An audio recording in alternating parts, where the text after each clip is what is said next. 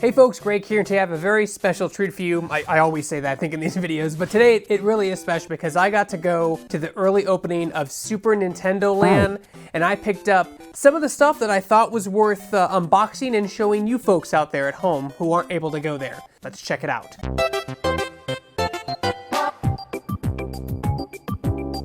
So this is the stuff that I picked up. They had a lot of stuff there. I'm gonna go in order from small to large, or from like least interesting to most interesting. They had a lot of stuff there. So let's start with the small stuff, which is the pins. Oh, before I get to the pins, this was a little media badge they gave everyone who was at the park the day before it opened. Been collecting these for a decade. I just like them, they're fun. Of course, it's cooler than to have your name on it, but I just thought that was an interesting little lanyard and badge for my collection. Something they only gave to content creators, media, and like, you know, VIP and stuff like that who were at the opening of the park. So that's just something little there I wanted to show you guys. So before I get into the merch, I do want to talk about the stuff that they did have there that I did not pick up. They seemed to went all in on plushies. There were a lot of plushies, probably because like they're easy to make, or maybe because they have the highest cost ratio, like they can charge the most and it costs them the less. So there were a lot of plushies, and plushies aren't really my thing. I know there are people that have plushies out there, but I was looking for stuff either specifically that was interesting or maybe just interesting to me. They had, of course, t-shirts, cups, mugs, lots of plushies. They had some really cheap looking hats, with the exception of Toad's hat, which I almost bought, but it was one of those hats where you're like, I'm only gonna wear this once in the park. Why am I buying this? So I didn't get Toad's hat, but they had lots of different stuff, Mario Kart themed. For those interested in actually getting the merch, you don't have to be in Super Nintendo Land to get the merch. The merch is actually spread out throughout the park. You can go to any generic gift shop in the park, especially on the way out or on the way in, and they'll have all this stuff available to purchase. With the exception of these collector cups that I did not get because I don't need any more cups. They have a 1-up mushroom and a super mushroom that come with, they're like cup containers, and you can only get those right outside of Super Nintendo Land. Those are the only things they don't sell, you know, kind of generically everywhere. But everything you see here today can be purchased throughout the park. You don't need to be in Super Nintendo Land, but you do need to be in Universal Studios Hollywood. With that said, let's begin. All right, so here, like, I collect pins. I'm a pins guy, and one of the things the stores had a lot of were pins. a variety of pins. Some were more gimmicky than others, but one of the things I really liked was they had these special cup. They had all the cups from the Mario Kart games. You know, the Mushroom Cup, Shell Cup, Star Cup, Special Cup, that kind of, they had all those in pins. And I was like, oh, those are cool. I want to pick up some of those. So my goal was to get the whole set of 5, because there are 5 pins in total, I believe, at the time of the park opening and of this video. And I got 3 of them. I got the Flower Cup, the Special Cup, and the Shell Cup. For some reason, the Star Cup and the Mushroom Cup were like sold out. They sold out instantly, and I actually looked around the park to see if I could find them, and I couldn't find them anywhere. So for some reason, those 2 pins were very sought after, probably because of the iconic logos on them, the Superstar and the Power Mushroom. For those of you who watch my content, you know I have a cork board just full of pins, and I really wanted to grab stuff because how often am I down in SoCal? Not that often. So I was like, I should be here, I should get some pins.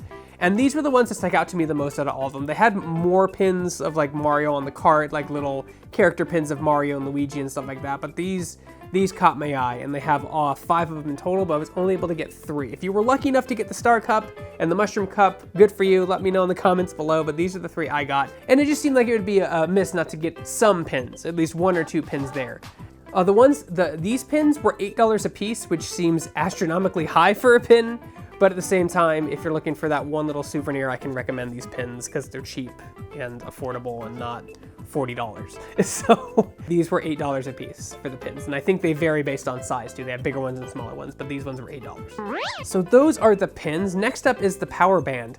Now these things you can buy all over the park. It's not just, like I said before, it's not just Super Nintendo Land. They even have like auto dispensary machines to buy them that spit them out, like a vending machine if you don't want to go inside and actually get one. I got Toad, but they also are available in Yoshi, Mario, Luigi, Princess Peach, and Princess Daisy, which is a nice plethora of options for you, and each one represents, it's not only just visual, but it also represents your team on the app, which I found incredibly addicting. But this is how you interact with things at the park, keep score, it's a sensor.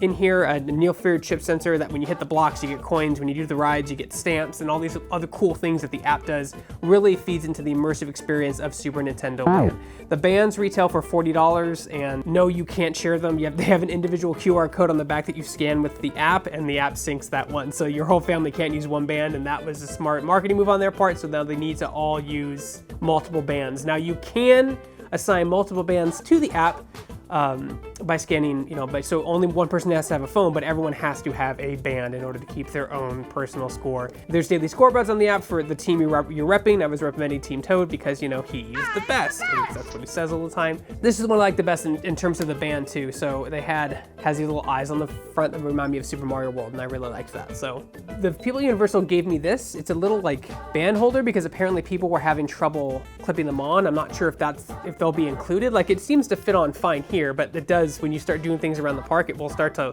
level like that and might come off. So if you have one of these at home, I think you can get them just like a little silicone wrist thing.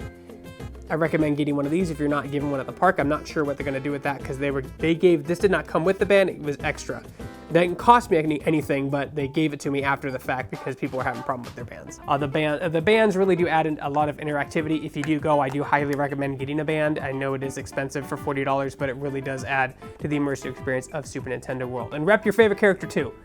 Go Toad. All right, next up, they had a lot of different cups and plushies, like I said before. I got a Princess Peach cup because my wife is always using my Ghostbuster cup, and she really likes Princess Peach. She thinks she's a very underappreciated, underrepresented character, so I had to get her something Peach related there. Wasn't too bad. The Peach one was $10.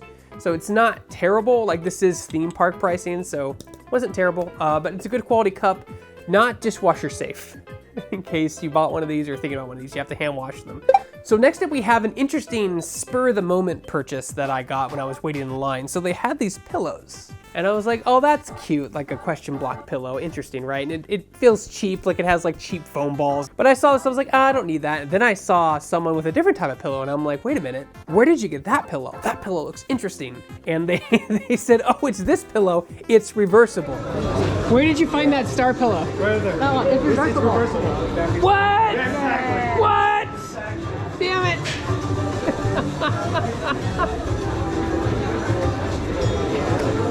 So with the power of editing, I'm going to show you what this pillow transforms into now. So this is what that question block pillow turns into, is a superstar, power star, whatever you want to call it. This looks so much better than the question block. I really wondered why they did not have this on display instead of its question block form. So this is a reversible pillow. It turns either the question block or the superstar, and the pillow was $30. That's not $29.99 either. It was $30 flat with tax, and tax in California is really high. So it was pretty expensive for a small pillow. So it has little eyes, it's super soft. Like I said, it's filled with those cheap foam balls. So it's not the softest pillow or the most comfortable pillow, but the aesthetic is what's important. Like I said, this is such a better design than the question block, I feel. And the fact you can have either or adds to the kind of nostalgia factor to it. And even has the Super Nintendo World logo on the back of the star. So if you're a fan of Mario and you want that stuff, I hope they'd have other things in the future, like the Fire Flower and coins and other things. But this is, it's the grand opening. Give them time. Anyway, so this was the pillow. It's reversible. I love the star form much better than the question block form. I had to get it. It's $30. Now the last thing I have to show you folks out there is the popcorn bucket. This is a little popcorn bucket that retailed, it was $40, I believe. Yeah, $39.99. It retails for $39.99. And it's what you put your popcorn in. You pull this up here and it has a little thing. And then the day you buy it for $40, you get unlimited popcorn refills throughout the day. So that's for only the day you go. So if you have to show the receipt and you come back, you don't get that. But you can put your little popcorn back there, and it has a little superstar on front, and it has a little lanyard too that you can put around your wrist, around your shoulders, so you can carry it around with you. This was the coolest thing I thought I saw at the merchandise store, the gift shop, whatever you want to call it, mainly because it does multiple things other than hold popcorn in the back. It also can transform. You can take the lanyard off, and this was one of the coolest things about it. You can take the lanyard off, so you can just have the lanyard if you want, or with the strap, whatever you want, without the thing. It's a Super Nintendo World and has all the little power-ups on it, which is a cool thing in itself. But now this thing can pop down, and now you just have a power star. The latches fold down, which is really cool. But wait, there's more. You can actually remove the front. See the front. See, there's the back, and here's the back of the front. I don't know how well it'll show up in the lights, but you can turn it on and then put it back on and walk around at night with it, which is pretty cool. Or it can sit on your shelf and you can look at it that way. The fact that it lit up really got me laughing, so I had to get this one. But it has more than one mode. It has straight on and also has flashing. So you have 2 modes as well. Like, so you can really tell that Nintendo really did want to take their time and have some special stuff on the floor. This was probably the coolest thing I saw on the shelf at the merchandise store. It was, if you were gonna buy one thing at Super Mario World, I would skip the t-shirts, I would skip the pins, I'd skip the cups. I'd even skip the power band, I would just get this. If you can only get one thing, the Star Popcorn Bucket is where it's at. They also had another one, it was a Mario Kart bucket, but again, it looks kind of like a toy. I like the simplicity of design of the power-ups and hope they make more of them in the future. So yeah, that was the popcorn bucket, which I thought was the coolest thing that you can get at that park currently. Well, folks, that does it for the unboxings. They did have a lot of stuff, but of all the stuff they had there, I thought this was the most interesting and or unique that you could buy at Universal Studios Hollywood. I said everything ranges here. The most expensive thing on this table is $40, which is the popcorn bucket and the power band. And the least expensive thing are the pins, which these ones were specifically $8 USD. It is unfortunate that the only way you can get this merch is by entering the park at Universal Studios Hollywood. Again, you don't need to get into Super Nintendo Land, they sell it anywhere, but you cannot buy it online. You have to go to the park to get it. That's the only downside about this kind of merch if you want it, or of course third party on eBay, which I do not recommend. So definitely check out Super Nintendo Land. It's open in Universal Studios Hollywood, California. They also have a one in Japan, and they also have one opening soon in Universal Orlando Resorts in Florida. So these are the things that I thought were the coolest things. Let me know what you thought about this merch below, and if there's anything that you guys wanted to see, and if there's anything you folks wanted to buy or would have bought instead of this, let me know. Let me know in the comments below if you've been there, or you saw pictures or clips or saw my B-roll and like, oh, that other stuff looks cool. I wish you would have gotten that. Let me know so next time I get a feel for what you guys want to see out there. If you want to see more Nintendo footage, you can click the link in the description below. I'll have multiple videos there, including like ride POVs, interviews, all that good stuff. I got a ton of coverage by myself at this event, so please check it out. We worked really hard on it, and for more unboxing and reviews, you're already in the right place. You're on Shacknews.com.